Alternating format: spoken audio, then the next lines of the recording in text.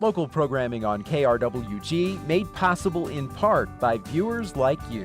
Thank you.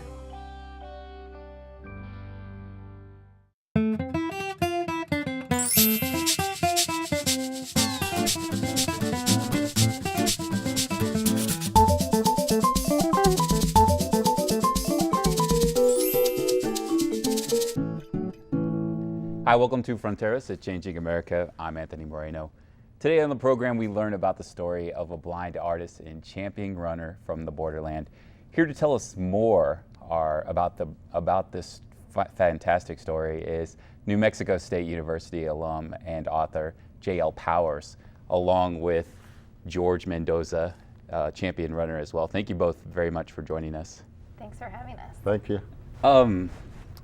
Jessica, if I can call you Jessica, as many people here at New Mexico State University may know you. I was wondering, what was really the inspiration for turning this into a children's book? Well, I write primarily for young adults, but I've always wanted to break into the picture book industry. And when I first met George, it was many years ago, and I did an interview for him for an article that I wrote for an art magazine, and his story was so inspirational, and I thought, this is something that would make a perfect kids book. I had read children's picture book biographies about Frida Kahlo and Diego Rivera, and so I knew, and his artwork is so amazing, and expressive and colorful, and I thought this would just pop in people's hands, especially if we can use his artwork to illustrate it. So. Now, this is a really a fascinating story. George, you have just a story that's really unique, and I was wondering maybe if you could share with us a little bit. It tells the story about your life and how at a young age, you found out that you were going blind, and then, became later on in life a champion runner. I was wondering if you could tell us a little bit about what your life was like growing up. Sure. I grew up, I was born on April Fool's Day, so that starts the whole story. Grew up in a sighted world. My mom and I grew up in New York City, went out to the island, Stony Brook, where I grew up. I went fishing with my uncles, had a great life. And then at 15, I started getting really sick over the summer. And they thought I had cancer and diabetes and different conditions. And then in September of 1970, a doctor, very famous doctor, Dr. Peter Rosen, looked in the back of my eyes and said that there's lesions in your macula, which controls your central vision. And I lost 100% of my central vision in about 2 days. And the rest of my peripheral vision became legally blind in the next 6 months. And they called it was very rare. It was just my cousin and I in New York that had it worldwide. And they called it fundus flavi maculitis. And I thought they said fungus, because I had athlete's foot a lot as a kid running and growing up in athletics. I started out in football, basketball, track. I loved sports. And it wasn't until my 9th grade season in basketball that I started having trouble catching the ball with my fingers broken and my nose bleeding. And then I finally, over that summer, realized I couldn't play b-ball anymore. And so I went from all these sighted sports like football and basketball to running, because at least I could still run. And the school wouldn't let me participate in the track team, but I still broke all the records in school. Wow. I just loved to run, and actually ran 12 years with New Mexico State under Coach Morgan, but unofficially. And they named a trail after me around the A Mountain that goes about 13 miles. They call it the Mendosa Trail, Mendoza's Madness, and ran into a lot of rattlesnakes. But I could always hear them first before the guys would see them, the rattling. So I've just had a really blessed life in sports and now in art. And I got to compete in the 1980 Olympics and the 1984 Olympics. And I held the world record in track and field, both in the mile and half mile, for 12 years. Wow. Now, you have some vision. Could you kind of explain to us how unique your vision is? Yeah, it's, I I don't have any central vision, but if I look straight down the central vision, I see these eyes and colors and pinwheels and dazzling colors and suns looking back at me. And it's because the eyes and the brain are trying to communicate perfect vision, like you and Jessica have 20/20. And my vision's like 2800.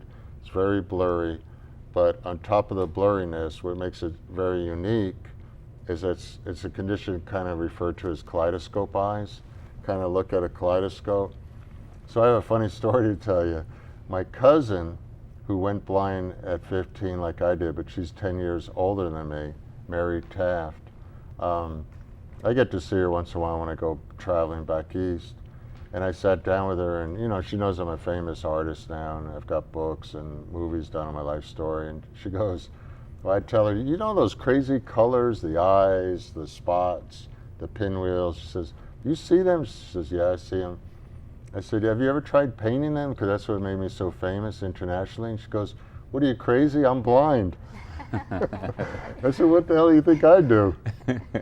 So I don't know how I got the gift to go from the crazy colors to the art, but it's been fun. When was the really moment that you wanted to turn your sight and what you saw and how you connected that into your art? It was the priest I met at the Holy Cross Retreat House. I was complaining to him about these inner visions, kaleidoscope eyes, and he said, what a gift. Paint them. Make pictures out of the craziness.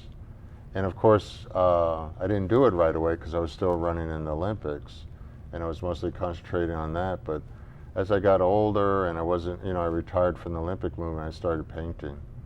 And I have so much visual input that I just copy what I see out there in space, or I close my eyes and I see an eye or a sun and I just copy it.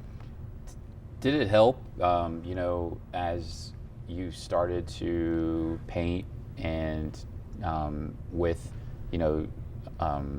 dealing with the changes that were happening in your life? Yeah, definitely. It was like art therapy without seeing a shrink. I gotcha. Well, I mean, that's, being a teenager is difficult already. So, going through something like that at an age like that, it had to be pretty frustrating. It's the toughest thing to go through at any age, going blind. People come up to me or send me emails saying, I'm going blind at 30, 40, 50, and they're frustrated but they can't drive. But at 15, I was in driver's ed actually in New York, and they pulled me out because I couldn't see anymore. And then I went to the blind school and I moved to New Mexico. And it's a very tough disability. It ain't easy when you can't drive and can't read in a society that's so sight-orientated. Right. What was it like making that transition from, going to school to the New Mexico School of the Blind? It was hell. I was in public school, and that was hell, losing my sight. And then going to the blind school was like a party. It was kind of fun. George, when I first met him, told me this really interesting story about a kid that, he was coming out of the sighted world, so he knew things like distances, and he met a kid at the School for the Blind who made a comment. He looked on the map and he said, oh, it's really not that far to get from New Mexico to New York. You didn't come very far. But he had no real sense of distance in terms of the visual distance. And George said that was really hard to adjust to. Yeah, it was a Braille map about the size of my kid's book. And he went from New Mexico to New York and figured it was about this long to New York. Oh, wow. And he said, oh, okay, probably you could walk it in 2 hours. I'm like, okay. Yeah, it was no pun intended, but an eye-opener to be there. Gotcha. There was a lot of students that were adjusted to being blind, to losing their sight just like I did, and the frustration, and people that were well adapted. Now, did you always love to run, or was it something that you're able just to channel a lot of your energy and focus into while you're going through this? I was always a runner, and I was actually always a painter, and ironically, I used to paint finger painting in public school, and I got more training at the blind school. But teachers in the public school would tell me, you'll never make it because you just slop things around, and it's not detailed enough. Well, my paintings became fabrics because my stuff is very whimsical. And I think I'm a relief in the very complicated adult world and detail world that we live in. And you come to my art, you see my art in the shows that I have, and it's like free. It's a free spirit. Jessica, you some of the stories you write for young adults deal with some pretty tough issues. I was wondering if you could share with us some of those issues that you've wrote about before, and also how writing about those issues may have helped you in this endeavor. Sure. My first novel, The Confessional, was set in El Paso at an all-boys Catholic high school, and it dealt with violence between young men. At the time, I was teaching at Cathedral High School, and I could see that my students' interactions with each other held a certain level of violence just in the verbal exchanges that the boys had with each other. And I thought, well, what would it take to just tip the scale and have this turn into actual, literal violence? And at the same time, we were going to war in Iraq, and there was a lot of tension between the students. The Mexican students that were coming over they were students at the school, had a different viewpoint about the war in Iraq than the American students. And I thought, boy, this is just sort of ripe for dealing with issues of violence, of what it means to deal with being a young man, of friendship. And so that novel deals with a murder and racial tensions, and also this question of what it means to deal peacefully with each other. Then my second novel, this thing called The Future, is set in South Africa at the height of the HIV/AIDS epidemic in post-apartheid South Africa. And I wrote that because at the time I was enrolled in graduate school at Stanford University in an African history program, and I went to live with a family there while I was studying the Zulu language. And I had little sisters, two in the family that I stayed with. They were 13 and 14, and they were just, the most lovely girls you could imagine meeting. In South Africa, it's very common for households to be headed by an elderly person because the parents, the younger parents, live elsewhere where they can find jobs. So that was the situation, and so these girls were in charge of the household chores and the shopping, and they just did everything. They were such sweet girls, but they would come to my bedroom at night and tell me their secrets. And one night, the 13-year-old said, well, Gogo, my grandmother, Gogo won't let me go to church by myself anymore. I said, why not? Why won't she let you? Z was her name. Oh, Z, why won't she let you go to church anymore? And she said, well, she caught me kissing my boyfriend. And I was like, oh, well, not too big of a deal, right? Who's your boyfriend? And I really expected to hear a sweet story about another 13-year-old at school, but no, her boyfriend was a man in his 30s, taxi driver in the township that we lived in, and instantly, I was like, oh no, because this is the typical transmission of HIV in African countries, is older men to young women. And so I instantly realized that someone I knew was at risk. And so I felt like I had to write a story about the violence in the townships and the violence surrounding the HIV/AIDS epidemic, and what it would be like to be young, growing up, where you want all the normal dreams that everyone wants, to grow up, to have a family, to have a career, to fall in love. But here,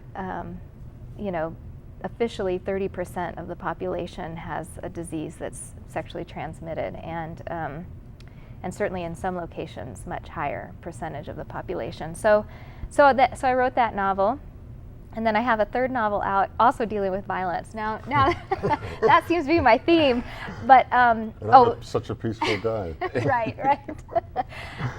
That first, I had a collection of essays come out called That Mad Game, growing up in a war zone, and those essays are by true life stories by people around the world who grew up in war zones, everywhere from Afghanistan to actually one essay is in Juarez. And again, wanting to deal with these questions of what is it like to deal with situations that we sort of consider abnormal, but in fact are normal. Most children in the world grow up in conflict zones at some point or another. It's actually an abnormal scenario to have a very peaceful childhood of what Americans consider to be the norm, and that idyllic childhood. And so And then from there, I have another novel that's not available in the United States. It was put out by an Australian publisher called Amina, and it follows a young girl growing up in Mogadishu, Somalia. She's a graffiti artist, and she uses the rubble of the city to create hope for herself and her family. And it's set at the time when Al-Shabaab militants were just leaving Mogadishu, and they were very opposed to artists. They actually were putting artists to death. And so that book is really kind of about the struggle between what kind of Islam is going to hold the city and what kind of Islam is she going to follow, and what does she think about her art in the midst of this violence. So those are really different in a lot of ways How than do we get to this? Colors of the Wind. But I think that for me, I really value stories of struggle and hope coming out of struggle. I think that's a very common theme in my story, most of which are fiction. This is nonfiction, but it's a similar theme, that persevering against odds that seem insurmountable, but in fact sometimes prove to be a gift. Well, how do you transition, that story into putting it into a level to where children can understand it and understand the struggle, and not make it too overwhelming for them? Right. I think always the important thing is to keep that hope. And I don't know, you could probably speak to this, but I'm sure there were moments in your life where things did seem just insurmountable and overwhelming, and that hope didn't seem very prevalent for you. But in the end, you've chosen to make a beautiful thing out of what some people might, consider I think a Bob weakness. Dylan said it the best. Behind every beautiful thing is some kind of pain. And I think that's the key to it. I went through 4 years of depression, going blind as a teenager. The running helped, the little art that I did in those days helped. But I never thought I'd, go to college, go to the Olympics, be an author myself. I've had tons of books, movies done on my life story through PBS. And I didn't plan any of this, which is kind of cool. It's serendipity on steroids, kind of my life story. Now, being able to share this story, it's been shared many times, as you said, through books, Right. Through movies. What do you say to young people who may be going through a similar situation, or maybe they're a young athlete as well? When you get the chance to speak with them, what are some of the things that you talk with them about? Well, I learned that the key word is, like in real estate, they say location, location, location. The key word to hope and doing something with your life story is persistence, persistence, persistence. I've always been I've been very lucky. I mean, I met Jessica on a magazine article, and that's turned into a great relationship. Now we have a children's book out. I met Bill Buchanan through the PBS KRWG when they did my movie, the George Mendoza story with Robert Duvall and Mark Madoff, and then Bill Buchanan came to me and said, this is fuel for a biography. And then we did Running Toward the Light, which has been reprinted 5 times, and now it's with UNM Press. So I think if you just keep moving forward, Colors of the Wind is now a Smithsonian traveling art exhibit worldwide. And that was just a simple twist of fate, being at the right museum with the right director that loved the art so much. They said, hey, how would you like to be a Smithsonian fellow? I said, okay. That's cool to me.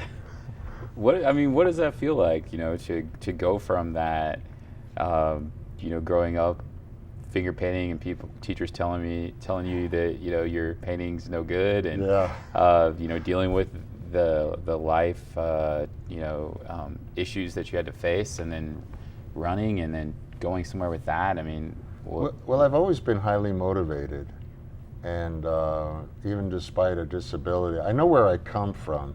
The unemployment rate for blind people is like 90% in the United States.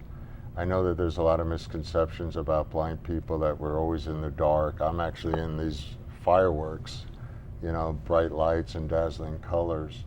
My mom kind of did the same thing that the Ray Charles movies said. It said either, they're going to kick you around or you have to, fight back. And I've always been a fighter. I think athletics had a lot to do with discipline and going through the pain of the last 300 meters in a track meet. And that's life. Life is not easy. It's not, everybody thinks my life is great because, I've got all this stuff going on, but it's a struggle. Yeah. It's a real struggle, being blind every day. I mean, is there a feeling about just being alone? Yeah, because there's some nights I want to drive and I can't, and there's some nights I just want to get out and I can't. But, if you look back on it, I'm very healthy because I walk everywhere. And when I was younger, I used to run everywhere. And I've traveled the world through my athletics, my art, my lectures.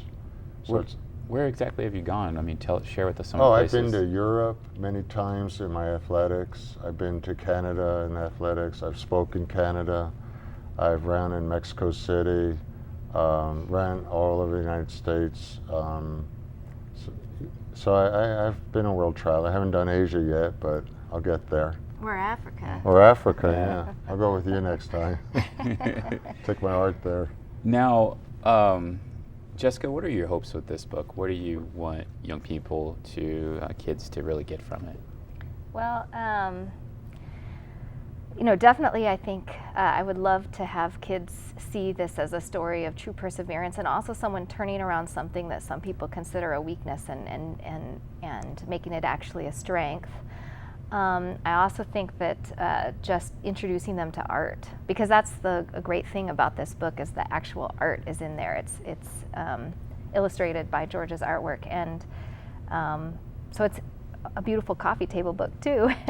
But introducing kids to that art, and then for them to be fascinated with the fact that he does finger painting, and they do finger painting, and I think that it can really capture imaginations and hopefully lead kids to experiment with art and to hope and persevere. And when you both were discussing this project, how did you decide to come together? Okay, I got that's a funny story. Okay.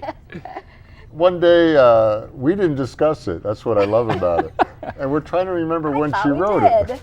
We're trying to remember when she wrote this story because we were trying to do an art book. And it was too expensive. So one day she says, I'm sending you a kid's book, and I gave it to my agent. I said, oh, cool, let me look. I loved it. I loved the text to it. But it was funny, and I'll let you jump in, because the publisher said, we want you to illustrate. And says, I'm not an illustrator, I'm an artist. You can take, I'm used to people making digital images of my art for fabric or quilts or, now a children's book. So I said, I can't illustrate it because I really can't see to do that. So it says, George never stood still. I'm not gonna draw that at all. So then I told Jessica to get on the publisher, and I guess they came up with an idea to use my paintings, and it worked out great. But I don't think, we're still trying to figure out when she wrote it. He doesn't remember. I thought we discussed it. I thought I said, hey, let's do a children's picture book biography of your life. And so then I wrote it and sent it to him, and he says, no, it came out of the blue. So apparently I just ran with it. I love that, serendipity. Well, you said in one interview that you dream in words, and I dream in colors, so you probably dreamt the words and then sent it to me. But it's cool, it's great. Yeah, I don't think visually, and that's part of what fascinates me about George and being blind, is that he really thinks visually, and he has all these visions, and I really do think in words, I process in words, I feel limited visually, and that's the other beautiful thing about this book, is I hope that it helps visually educate kids to be a little bit more intelligent about visual things than imagination. Yeah. Wow. Well, it's definitely visual, and it's a wonderful story, very well written, and I'm really happy that you're able to share it with us. Where can folks find the book? Well, they should be able to, if it's not in any bookstore, they should be able to order it through any bookstore, and on Amazon, and directly through the publisher, Purple House Press. I think it's purplehouse.com. Right. So they, any bookstore should be able to get it for them if it's not already being carried. Okay. And also they could visit your websites to Yes. find out information. Could you Yes. share with us those real quick? Yes, my website is www.jlpowers.net. Mine is www.georgemendoza.com, Google Plus.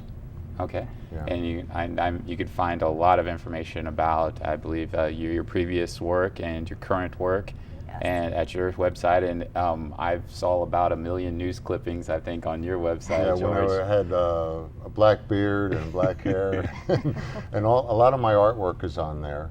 The Smithsonian shows that I've traveled nationwide are on there. You know, George, you've done a lot of traveling, you've been in the press. We only have about a minute left. I was wondering, what is probably your fondest memory of everything that you know throughout your travels? People that, wow. A lot of people come up to me and ask me how I accomplished so much, and I just tell them family and friends and faith. Wow. Yeah. Kind of gets to me because a lot of people are hurting out there. And when I speak or I sign books or I lecture, they kind of look up to me, and I don't feel that way. This is a hobby to me. Wow. Running is a hobby, painting, writing, it's just something I love to do. Well, we want to thank you both for joining us here on Fronteras. Thank you so much Thank for you. your Thank time. you. And we wish you the best of luck with the book. Thank All you. right, thank you. Our guests were J.L. Powers and George Mendoza. This is Fronteras at Changing America. I'm Anthony Moreno. We'll see you next time.